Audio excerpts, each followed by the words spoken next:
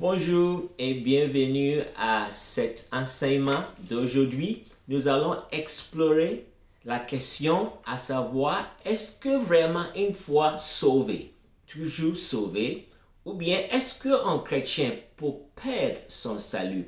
Celui-ci est le deuxième d'une série d'enseignements. J'avais fait déjà une première. Si vous n'avez pas encore regardé la première vidéo, je vous invite à regarder la première et également je vous invite à vous abonner à cette chaîne et à cliquer sur la cloche de notification pour que vous soyez notifié à chaque fois qu'une nouvelle vidéo est montée. Alors aujourd'hui notre sujet sera, est-ce que vraiment une fois sauvé, toujours sauvé, comme on le dit parfois, ou bien est-ce qu'un chrétien peut perdre son salut? Nous allons aborder cette question de cette façon. D'abord, ce que notre Seigneur Jésus-Christ, le Maître lui-même, ce qu'il a enseigné. Ensuite, nous allons regarder ce que les apôtres ont enseigné pour finir par voir ce que le prophète Ézéchiel avait dit sur ce sujet. Alors, mais avant de regarder ce que Jésus, les apôtres et le prophète Ézéchiel avait dit, je ne sais pas si vous avez eu à regarder cette vidéo qui est sur YouTube de Benny Hinn, cet évangéliste américain qui s'est retrouvé devant la porte du ciel, soit qu'il était mort ou bien c'était dans une vision, on ne sait pas exactement, mais il avait eu un problème de cœur et dans cette situation presque mort, il s'est retrouvé devant la porte du ciel et il raconte lui-même comment Jésus ne lui a pas donné l'accord pour entrer dans le ciel. Il va falloir trouver ces vidéos sur YouTube et regarder Benny Hinn qui raconte comment il a failli rater le ciel.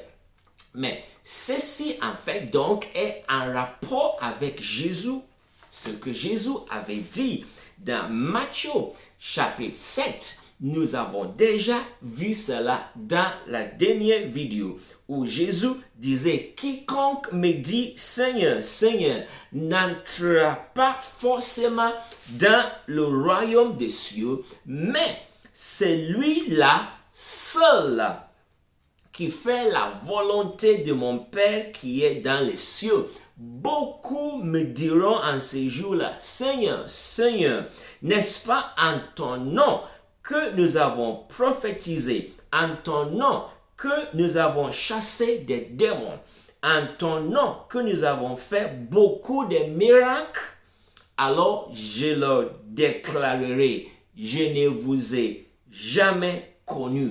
Retirez-vous de moi, vous qui commettez l'iniquité. Donc Jésus avait clairement enseigné qu'on ne peut pas prétendre faire des miracles et vivre dans le péché et penser qu'on va un jour aller au ciel. Mais l'enseignement de Jésus beaucoup plus clair par rapport au fait qu'on ne peut pas se dire chrétien et vivre dans le péché et penser qu'on va aller au ciel, c'est cette parabole que nous appelons souvent la parabole du fils prodigue. J'espère que vous connaissez cette parabole. Pour sauver un peu de temps, on ne va pas lire toute cette parabole, mais dans cette parabole, Jésus raconte l'histoire d'un père qui avait deux fils. Et le fils cadet demande à son père de lui donner ce que lui revient de son héritage. Et le père lui a donné. Et la Bible dit qu'il est allé vivre dans une vie de débauche quelque part. Et étant là-bas, il y a eu une famine. Et il s'est donné, lui-même, il est allé pour se donner pour travailler parmi des pourceaux. Il faut savoir que ce contexte, c'était un contexte juif à l'époque et travailler parmi des pourceaux, c'était l'un des travails le plus bas de la société. Donc, ce jeune garçon ou jeune homme est parti pour travailler parmi les pourceaux. et on lui donnait même pas de salaire. Il pouvait se contenter de manger ce que mangeait le pourceau. Et puis finalement, il est revenu à lui-même et il s'est dit, il va aller demander pardon à son père. Et il est allé donc demander pardon à son père. Et mais ce qui est important est que quand son grand frère, le fils aîné, donc était revenu du champ, il n'a pas voulu entrer et participer à la fête parce qu'il s'est dit que son petit frère qui est allé vivre n'importe comment, il revient et le papa le reçoit et le papa fait une fête.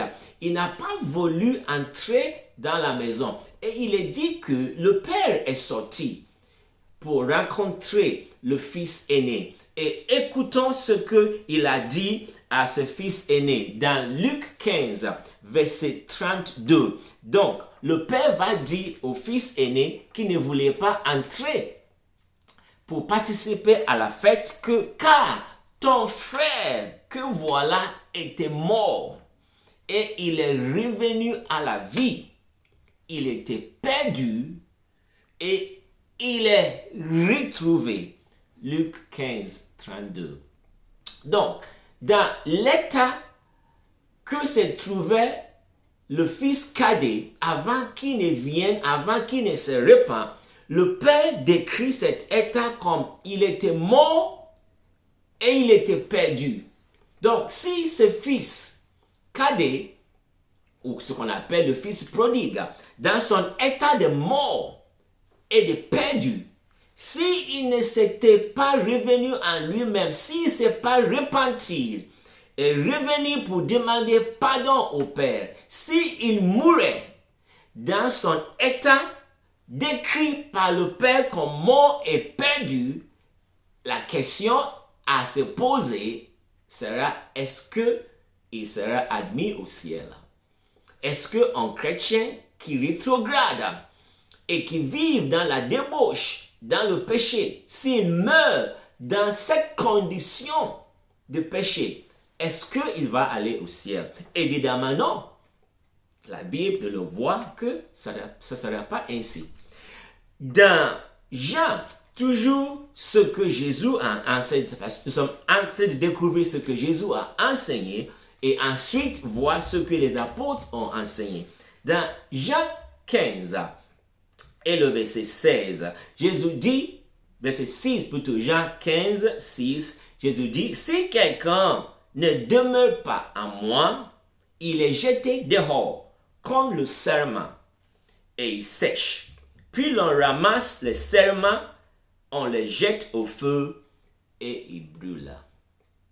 Donc, il ne suffit pas simplement de dire que je crois en Jésus. Il ne suffit pas simplement de dire une fois j'ai prié et j'ai accepté Jésus dans mon cœur. Ou il ne suffit pas simplement de dire Jésus est mon sauveur et mon Seigneur. La Bible dit, il faut que je demeure en lui. Et Jésus dit que si quelqu'un ne demeure pas en moi, qu'est-ce qui lui arrive? Il est jeté dehors comme le serment. Et il sèche. Puis l'on ramasse les serments, on les jette au feu et il brûle. Donc, il n'est pas question simplement de croire en Jésus, mais aussi de demeurer en lui. Comme une branche, comme un serment qui reste attaché au tronc, à l'arbre. Nous devons rester attachés à Jésus tout au long de notre vie.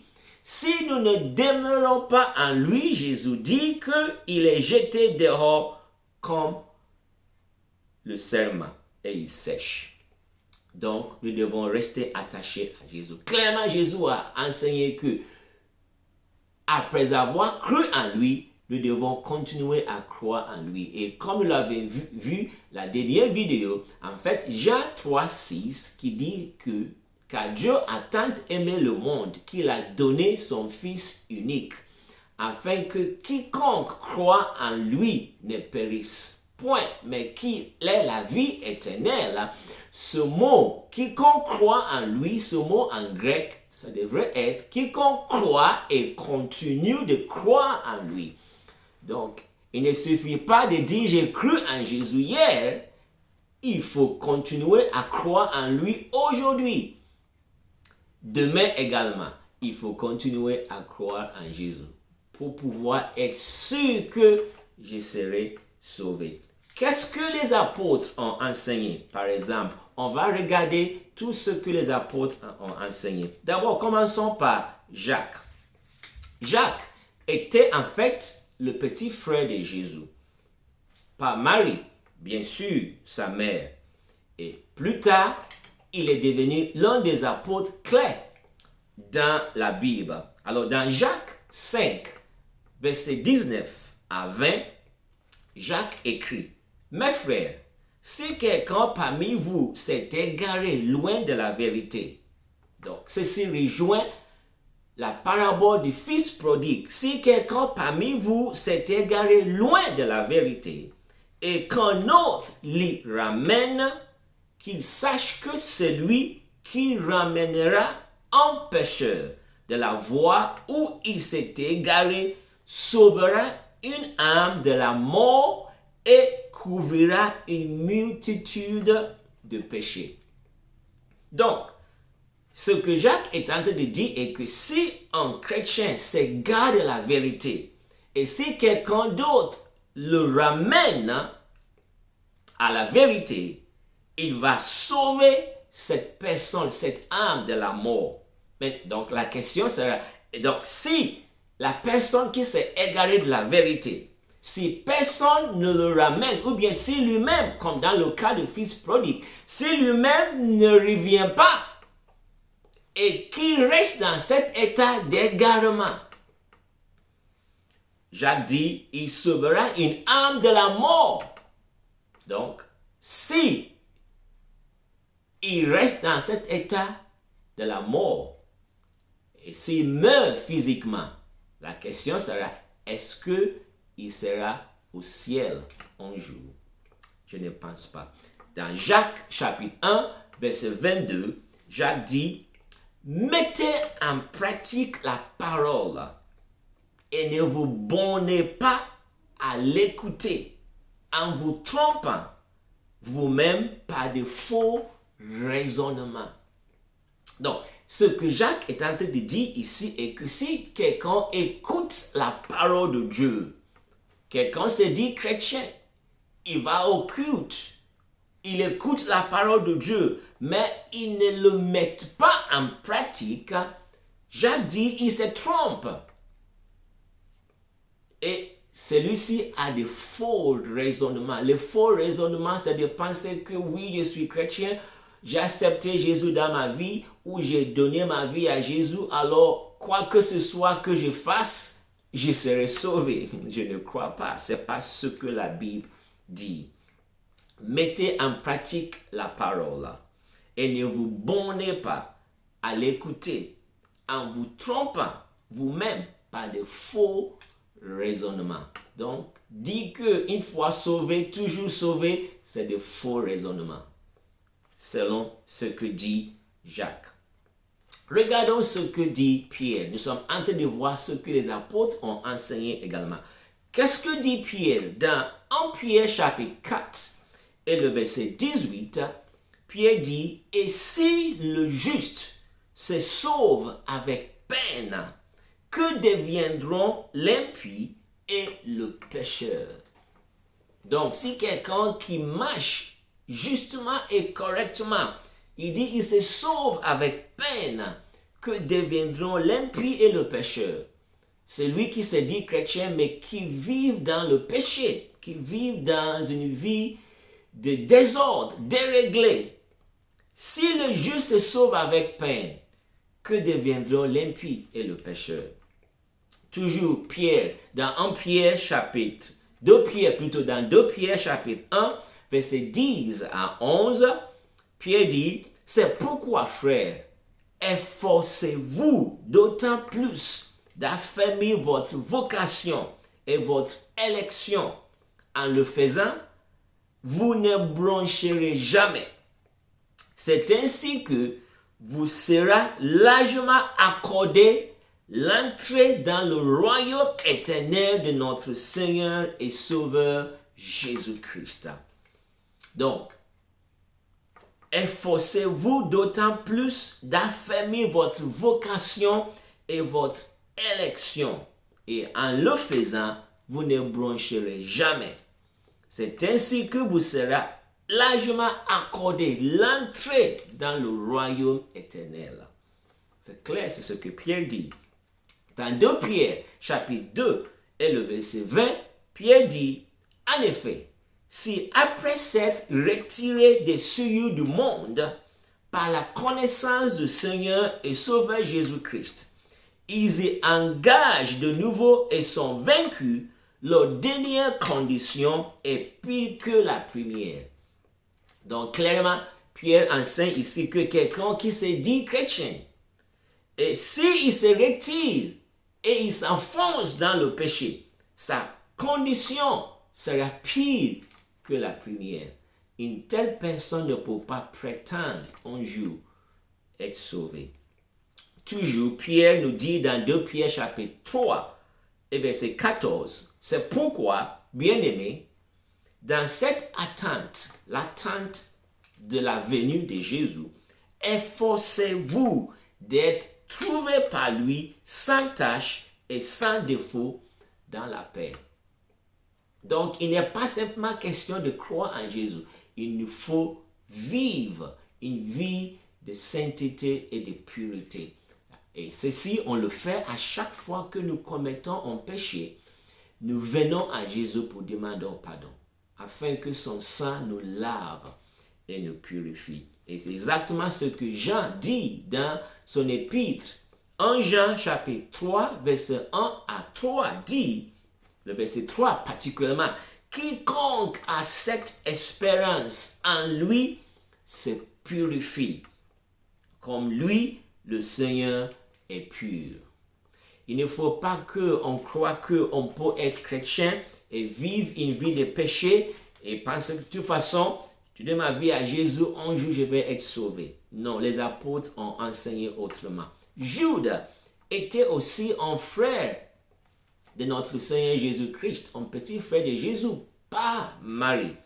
Et dans son épître aussi, il le dit clairement dans Jude, chapitre 1, il y a encore un seul chapitre, verset 4 à 7, Jude nous fait voir que nous ne pouvons pas se dire chrétiens et vivre dans le péché.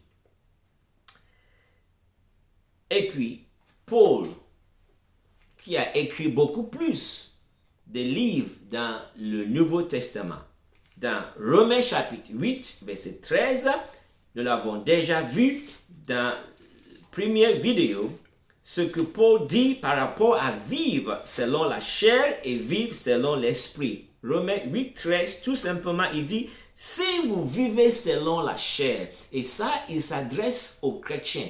Cet épître était écrit aux chrétiens. Et il a dit, si vous vivez selon la chair, vous allez mourir. Mais si par l'esprit vous faites mourir les actions du corps, vous vivrez. Donc, un chrétien qui vit selon la chair, il va mourir. C'est quoi cette mort? C'est la mort spirituelle. La mort qui constitue une séparation éternelle d'avec Dieu. Donc, on ne peut pas se dire chrétien et vivre selon la chair, vivre pour plaire à la chair, vivre dans le péché comme tout le monde, comme les gens qui ne connaissent pas encore le Seigneur Jésus. Dans 1 Corinthiens, chapitre 15, verset 1 à 2, Paul décrit l'évangile. Il nous dit ce que c'est l'évangile qu'il a prêché. Et puis il dit, et par lequel vous êtes sauvés. L'évangile qu'il a prêché, par lequel vous êtes sauvés. Si vous le retenez tel que je vous l'ai annoncé, autrement, vous auriez cru en vain. Donc, Paul nous fait voir ici qu'il est possible de croire en Jésus, de croire en l'évangile, mais de croire en vain. Si on ne retient pas l'évangile comme il nous l'a annoncé, l'évangile qui est que Jésus est mort pour nos péchés, enseveli et ressuscité le troisième jour. Et si je crois que Jésus est mort à cause de mes péchés, comment est-ce que je peux volontairement et librement me livrer au péché tout en croyant que Jésus est mort à cause de mes péchés? Si par exemple quelqu'un était mis en prison à cause de quelque chose qu'il avait fait et une autre personne se donne à sa place, c'est-à-dire que celui-ci est mis à mort afin que lui soit libéré, comment est-ce qu'il peut sortir de cette prison et puis recommencer à vivre la même chose qui a coûté la vie à celui qui l'a sauvé? Si vraiment je crois que Jésus est mort pour mes péchés, je dois mettre fin à cette pratique. Et à chaque fois que je me retrouve dedans, je dois revenir très rapidement pour lui demander pardon. Parce que c'est à cause de cela qu'il est mort à la croix. Dans Philippiens chapitre 2 et le verset 12, Paul dit: ainsi mes bien-aimés. Et il commence par dire ainsi mes bien-aimés. Donc ceci est adressé aux bien-aimés, aux bien-aimés de Dieu. Ainsi mes bien-aimés, comme vous avez toujours obéi, travaillez à votre salut avec crainte et tremblement. Une autre traduction de cette phrase, travaillez à votre salut, c'est mettez votre salut en action. Donc le salut, on le reçoit gratuitement par notre foi en Jésus. Par le fait de croire, se repentir et croire en Jésus. Se repentir de ses péchés et croire en Jésus, nous avons le salut. Mais nous devons mettre ce salut en action. Nous devons vivre une vie qui prouve que Jésus m'a sauvé de mes péchés. Travaillez à votre salut avec crainte et tremblement. Ceci, bien sûr, nous fait voir que donc la vie chrétienne, c'est un combat continu. En fait, l'ennemi va vouloir repêcher, regagner celui qu'il a perdu. Le diable cherche à regagner des âmes qu'il a perdues. Donc la vie chrétienne devient un combat perpétuel, continu. Tous les jours, nous devons mettre notre confiance, notre foi en Jésus pour rester vainqueurs sur le diable. Et c'est pourquoi Jésus avait dit en fait que l'époque de la loi et des prophètes va jusqu'à Jean-Baptiste. Depuis qu'il est venu, le royaume de Dieu est annoncé et chacun use de violence pour y entrer. Donc, il y a un combat. Nous devons user de violence pour y entrer et pour rester demeurés dans le royaume de Dieu, sans être repêchés par le diable. Toujours sur ce que avait enseigné l'apôtre Paul. Paul disait dans 2 Thessaloniciens chapitre 2 et au verset 3 que personne ne vous séduise d'aucune manière, car il faut que l'apostasie soit arrivée auparavant et qu'on ait vu paraître l'homme du péché, le fils de la perdition. Alors, que signifie le mot apostasie? Selon le dictionnaire, le mot apostasie signifie reniement de la foi chrétienne. Donc, c'est sûr d'entendre que la personne était chrétienne d'abord et puis il a renié sa foi. Alors, quelqu'un qui a renié sa foi, qui était chrétien et qui a renié sa foi, l'apostasie, est-ce qu'il peut toujours se convaincre que malgré tout, il va aller au ciel? Je ne crois pas. Alors, l'auteur du livre d'Hébreux, qui n'est pas connu, on n'est pas certain qui a écrit le livre d'Hébreux. Certains disent c'est Paul, mais on n'est pas très sûr. Mais l'auteur du livre d'Hébreux nous a livré beaucoup et beaucoup d'avertissements par rapport au fait de ne pas se borner à se dire chrétien et en même temps vivre dans le péché. Par exemple, dans Hébreux chapitre 3, versets 12 à 14, il dit: prenez garde, frères, que quelqu'un de vous n'ait un cœur mauvais et incrédule au point de se détourner du Dieu vivant. Donc là, il s'agit des chrétiens, il s'adresse aux chrétiens.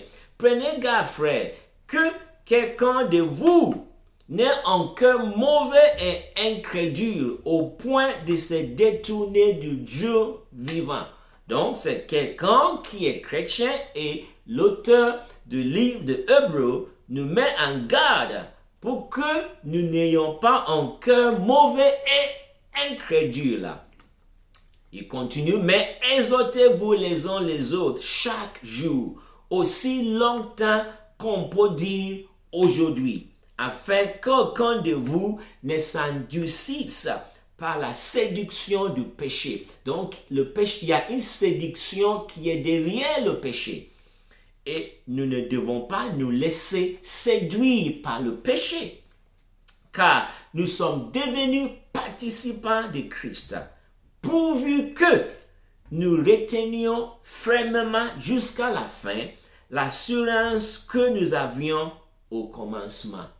Pourvu que nous retenions fermement. Donc, si quelqu'un ne retient pas fermement l'assurance que nous avons eue, il ne peut pas prétendre un jour être au ciel avec Jésus. Toujours dans Hébreux chapitre 12, et le verset 1 à 4, vers la fin, le verset 4, l'auteur dit, « Rejetons tout fardeau et le péché qui nous enveloppe si facilement. » Donc, en tant que chrétiens, nous devons rejeter tout fardeau et le péché qui nous enveloppe si facilement.